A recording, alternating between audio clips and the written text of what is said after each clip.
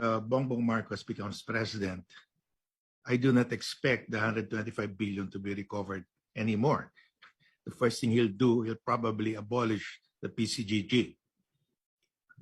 And there's a bigger problem because he owes the government 203 billion pesos as of now for the estate tax. He's the administrator of the estate.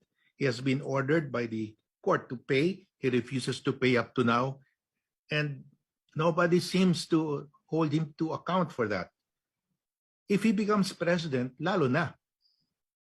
Goodbye na yan.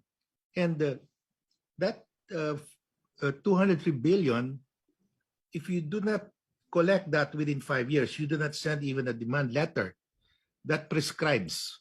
Hindi mo na makolekta yan. So he has 6 years. Hindi siya magpapadala ng collection letter against himself.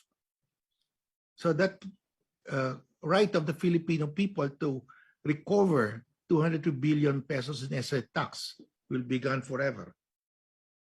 Marcos magnanakaw!